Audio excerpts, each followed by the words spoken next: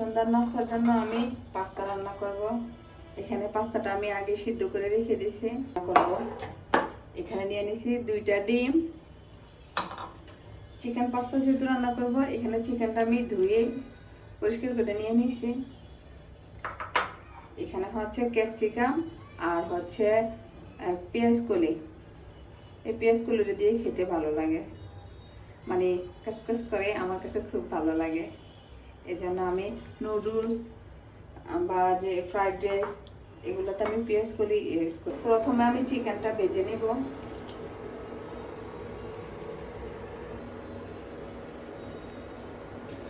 প্রথমে আমি ডিমটা ভেজে নিব, ভালো করে ফেটিয়ে নিচ্ছি, তাহলে ভাজতে আমার সুবিধা হবে। আমার ভাজা হয়ে গেছে, এখন আমি এটা তুলে নিব।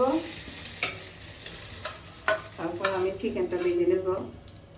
আমি চিকেনটা ভেজে নিব। চিকেনটা যখন লাল লাল হয়ে যাবে তখন আমি ক্যাপসিকাম আর পেঁয়াজ কলিগুলো দিয়ে দিব। এখন আমি ক্যাপসিকামগুলো দিয়ে দিচ্ছি, ক্যাপসিকাম আর হচ্ছে পেঁয়াজ কলি, এগুলোকে একটু ভেজে নিব। এগুলো ভাজা হয়ে গেছে, এখন আমি পাস্তাগুলো দিয়ে দিব। বেঁচে রাখা ডিমগুলো দিয়ে দিচ্ছি। 2 প্যাকেট ম্যাগি মশলা দিয়ে দেব। পাস্তাটা একটু ঝাল ঝাল হলে খেতে ভালো লাগে। আমি সয়া সস,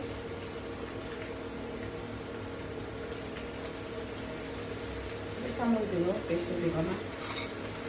দিয়ে দিচ্ছি লবণ করে নিব। আর পাস্তা রেডি, অনেক সুন্দর হয়েছে। একটু পরে খেয়ে আমি বলবো কেমন হয়েছে পাস্তাটা। তবে অনেক মজা হয় ভেজিটেবল এই পাস্তাটা।